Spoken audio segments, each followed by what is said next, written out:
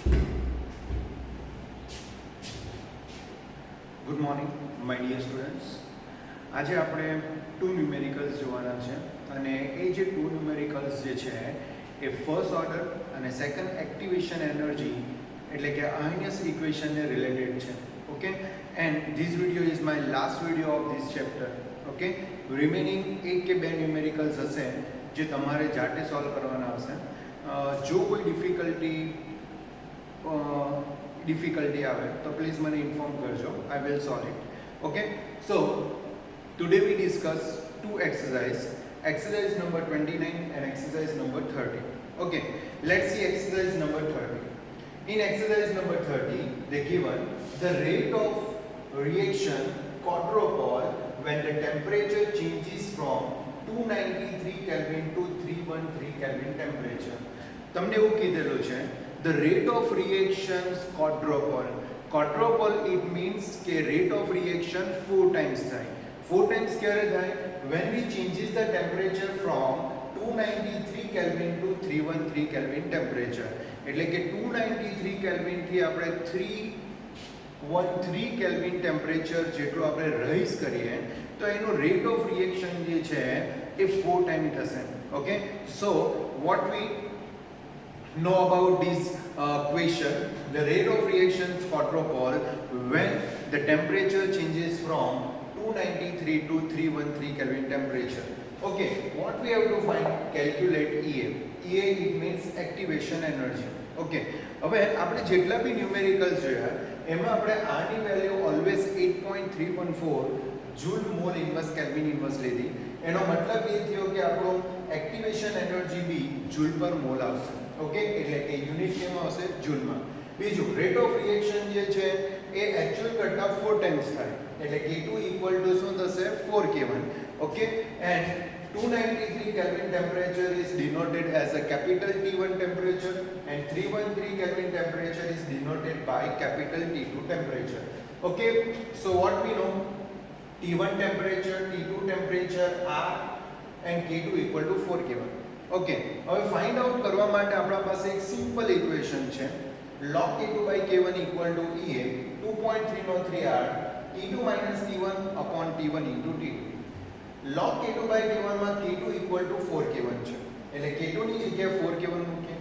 EA 2.303, R ની value 8.314, T2 ની value 313 અને T1 ની વેલ્યુ 293 એટલે 313 minus 293 divide by 293 into 313. હવે log 4K1 by K1 છે એમાંથી K1 કેન્સલ આઉટ થઈ જશે. જો K1 કેન્સલ આઉટ થઈ જાય તો log 4 આવશે. log 4 નો આન્સર 0.6021. બરાબર ધ્યાન રાખજો. log 4 નો આન્સર કેટલો આવશે? 0.6021. ઓકે, 2.303 ને આપણે ક્રોસ મલ્ટીપ્લિકેશન કરીએ તો એ બી ઉપર આવશે, 8.314 બી ઉપર આવશે, 293 બી ઉપર આવશે અને 313 પણ ઉપર આવશે. એટલે આની વેલ્યુ 0.6021 ના નીચેની વેલ્યુ બધી ઉપર મલ્ટીપ્લાય થશે. ઇવન 313 માંથી 293 માઈનસ કરશો તો 20 આવશે, તો 20 ડિવાઇડમાં જશે તો આ જે આપણી લેફ્ટ સાઈડની વેલ્યુ છે ઇક્વલ ટુ E આવશે. આટલી જો આપણે કેલ્ક્યુલેશન કરીએ તો આપણો આન્સર આવશે 52863.3 એટલે 52863.3 જૂલ પર મોલ આવશે. કોઈ જો કિલો જૂલમાં રાઇટ ડાઉન કરવું હોય તો 3 ડિજિટ તમારે લેફ્ટ સાઈડ મૂવ થવા પડશે એટલે 52.86 કિલો જૂલ પર મોલ આવશે. ઓકે, સો આઈ હોપ બરાબર તમને આ ન્યુમેરિકલ બહુ ઇઝીલી ખબર પડી જાય. હવે આના પછી આપણે નેક્સ્ટ ન્યુમેરિકલ પર આવવાના છે, એક્સરસાઇઝ નંબર 29.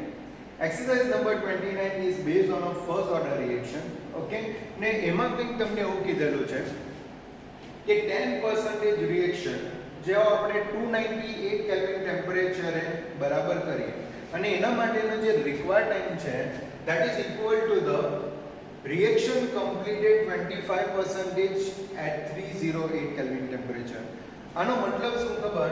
298 કેલ્વિન ટેમ્પરેચરે આપણે રિએક્શન કરીએ અને એને જે 10% કમ્પ્લીટ થવા માટે જે ટાઈમ જે છે 10% કમ્પ્લીટ માટેનો જે ટાઈમ છે બરાબર એટલો ટાઈમ ઓકે 308 કેલ્વિન ટેમ્પરેચરે કરીએ તો એ ટાઈમે 25% રિએક્શન કમ્પ્લીટ થાય. એટલે તમને હું રાઇટ ડાઉન કરેલું છે કે time required to complete the reaction of 10% at 298 Kelvin temperature is equal to the reaction completed by 25% at 308 Kelvin temperature. એટલે તમારું 10% રિએક્શન નો ટાઈમ અને 25% રિએક્શન નો ટાઈમ સેમ છે, બટ ટેમ્પરેચર ડિફરન્ટ છે. એક રિએક્શન 298 કેલ્વિન ટેમ્પરેચરે થાય તો બીજી 308 કેલ્વિન ટેમ્પરેચરે થાય છે. હવે એમાં તમને આરએનએસ કોન્સ્ટન્ટ A ની વેલ્યુ ગિવન છે 4 × 10⁻10, બરાબર. અને અહીંયા આપણે એક્ટિવેશન એનર્જી અને સેકન્ડ K ફાઇન્ડ આઉટ કરવાનો છે. હવે ફાઇન્ડ આઉટ કરવા માટે આપણે શું કરી શકીએ? તો આપણા પાસે અહીંયા એક ક્લુ આપેલું છે કે T10% equal to T25%. Okay, હવે ફર્સ્ટ ઓર્ડર માટે ટાઈમનું ઇક્વેશન શું થશે? તો 2.303/K log R0/R1. ઓકે, અને બીજા માટે શું થશે? 2.303/K2 log R0/R2. Actually first ઓર્ડરનું ઇક્વેશન આવ્યું આ છે K equal to 2.303/T log R0/R છે. log R0/ શું છે? R. પર આમાં મેં બરાબર K ની જગ્યાએ T ને સબ્જેક્ટ બનાવું છું, એટલે T ઉપર જશે અને K નીચે જશે. એટલે આમાં તમને T ની જગ્યાએ અહીંયા K મળશે. કેમ? કેમ કે મેં T ને સબ્જેક્ટ બનાવેલો છે. જો T ને સબ્જેક્ટ બનાવીશ, બરાબર, તો T અહીંયા આવશે ને કે આ બાજુ જશે. એટલે R ઇક્વેશન બેઠવાના જેવું લાગશે 2.303/K log R0/R. ઓકે, 10% માટે આપણે R1 લીધું ને 25% માટે R2 લીધું. હવે સમજો, જો રિએક્શન 10% કમ્પ્લીટ થાય તો રિએક્ટન્ટ રિમેનિંગ કેટલો રહેશે? તો 100 - 10. 100 - 10% જેટલો રિમેનિંગ રહેશે. 100 - 10 કરો તો કેટલા થશે? 90%. 90% ને વેલ્યુમાં કન્વર્ટ કરું તો 90/100 કરવો પડશે. 90/100 કરો તો 0.9 આવશે. એટલે આપણી R1 ની વેલ્યુ જે છે, R1 ની વેલ્યુ એ આપણી 0.9 R0 આવશે. સમજ પડશે કે? તો 10% કમ્પ્લીટ થઈ તો રિએક્ટન્ટ રહી ગયો કેટલો? તો 100 - 10. 100 - 10 એટલે 90%. 90% એટલે એને વેલ્યુમાં કન્વર્ટ કરીએ તો 90/100 ને 90/100 કરીએ તો 0.9 થશે. એટલે 0.9 R0 આવશે. હવે એ જ રીતે આપણે R2 ની વાત કરીએ તો એ 25% છે. જો 25% રિએક્શન કમ્પ્લીટ થાય તો રિએક્ટન્ટ કેટલો રહેશે? 100 - 25. 100 - 25 કરો તો કેટલા આવશે? 75%. ને 75% ને વેલ્યુમાં કન્વર્ટ કરીએ તો 75/100 એટલે 75/100 કરીએ તો 0.75 R0 આવશે.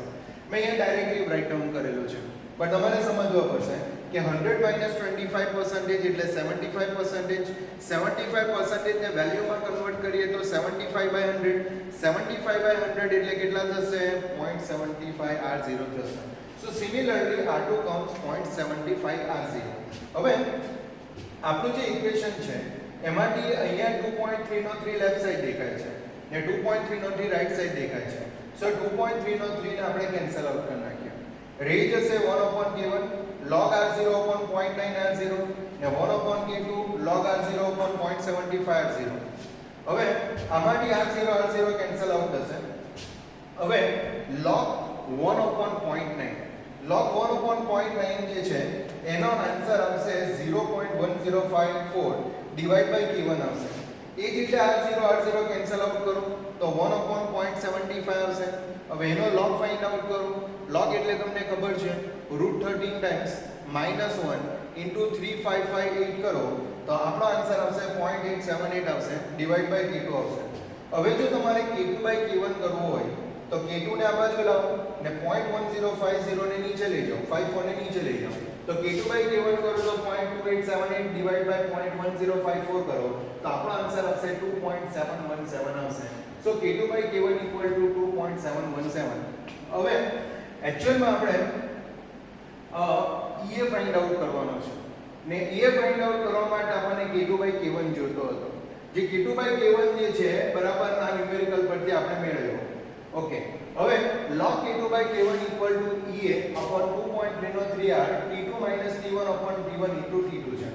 એમાં K2 by K1 ની વેલ્યુ 2.717 છે એટલે log 2.717 equal to PA upon 2.303 R ની વેલ્યુ 8.314 ને T2 ને T1 ની વાત કરીએ તો T2 ટેમ્પરેચર છે 308 અને T1 ટેમ્પરેચર છે 298 એટલે 308 298 ડિવાઇડ બાય 308 into 298 એટલે આ ન્યુમેરિકલ એક્ઝેક્ટલી આના જેવો જ થઈ જશે log 2.717 છે એ થઈ જશે 0.4324 ના કેવી રીતના આવશે √13 times -1 into 3558 okay multiply 2.303 multiply 8.314 multiply 308 multiply 298 divide by 308 298 એટલે ડિવાઇડ બાય 10 થશે ઇક્વલ ટુ PA જાટલી કેલ્ક્યુલેશન કરીએ તો આપણો આન્સર આવશે 75990 that is joule per mole okay so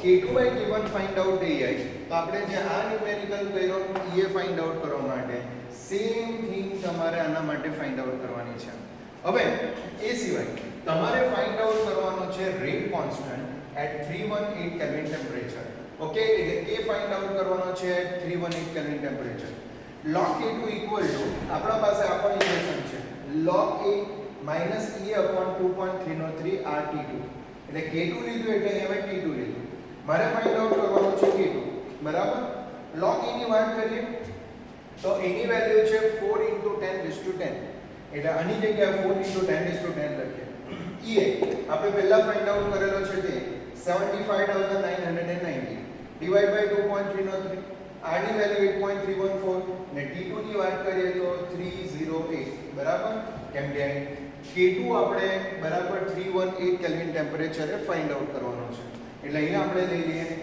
308 બરાબર 308 એક મિનિટ 308 છે કે 318 છે કન્ફર્મ કરો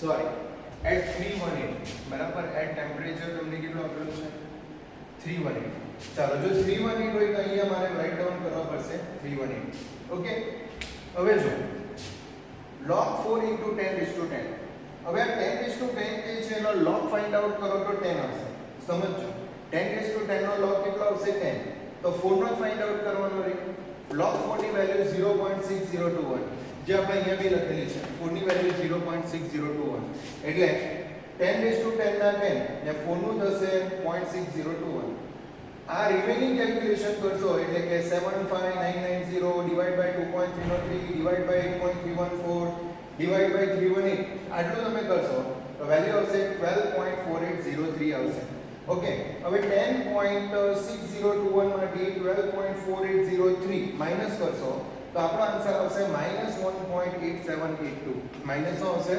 1.8782 આવશે હવે -1.8782 જે છે એ વેલ્યુ તમારી માઈનસ છે બરાબર માઈનસ નો કોઈ પણ દિવસ એન્ટીલોગ નીકળે નહીં ધ્યાન રાખજો બરાબર પહેલી વખત છે કે એન્ટીલોગ આપણે ફાઇન્ડ આઉટ કરવાનો છે કેમ કે અહીંયા log K2 છે રાઈટ અહીંયા log K2 છે અને log K2 છે એટલે K2 ફાઇન્ડ આઉટ કરવો હોય તો એન્ટીલોગ કરવો પડે હવે માઈનસ નો એન્ટીલોગ પોસિબલ નહીં મળે માઈનસ નો એન્ટીલોગ પોસિબલ નહીં મળે તો ફાઇન્ડ આઉટ કેવી રીતના કરીએ તો સમજો આ 1.8782 ને 2 માંથી માઈનસ કરીએ તો 2 માંથી માઈનસ કરીએ તો 0.1218 આવે તો મેં શું કરીશ ખબર -2 લખું ને +0.1218 લખું જો -2 +0.1218 લખીશ તો આન્સર આવશે -1.8782 સમજ પડશે શું કહેવા માંગુ છું આ જે મારા પાસે વેલ્યુ છે આ 1.8 છે બરાબર તો એના કરતા એક ગ્રેટર વેલ્યુ લઈ લો 2 ને 2 માંથી આ વેલ્યુ માઈનસ કરો 2 માંથી આ વેલ્યુ માઈનસ કરું તો 0.1218 આવશે હવે 0.1218 જે છે બરાબર એનો એન્ટીલોગ નીકળશે ને આ જે પેલું -2 છે એનું 10⁻2 થશે તો -2 નું તમારું 10⁻2 ને 0.1218 નો એન્ટીલોગ ફાઇન્ડ આઉટ કરવો હોય તો divide by 3558 +1 into equal to 13 time કરવાનું રહેશે જો એટલું કરશો તો આપણો આન્સર આવી જશે 1.3237 ઓકે ઇન્ટુ 10⁻2 સેકન્ડ ઇન્વર્સ આવશે કેમ કે ફર્સ્ટ ઓર્ડરની રિએક્શન છે એટલે યુનિટ તમારો સેકન્ડ ઇન્વર્સ આવશે ઓકે તો મારા પ્રમાણે એન્ટીલોગ ખબર પડી જવી જોઈએ ધ્યાન રાખજો જ્યારે માઇનસમાં એન્ટીલોગ હોય ત્યારે જે વેલ્યુ છે એના કરતાં એક વધારેની વેલ્યુ લઈને એમાંથી માઇનસ કરો, બરાબર. માઇનસ કરતા એને માઇનસ ટર્મ આપીને રિમેનિંગ વેલ્યુનો એન્ટીલોગ ફાઇન્ડ આઉટ કરો. માઇનસ વેલ્યુ એ 10 રેઝ ટુ માઇનસ થઈ જશે, ઓકે, અને એન્ટીલોગની વેલ્યુ તમે લખો તો તમને K2 ની વેલ્યુ મળશે. So I hope you can understand all these video. If any difficulty comes in any numerical as well as theory, please inform me by message or by call. Thank you very much. Bye.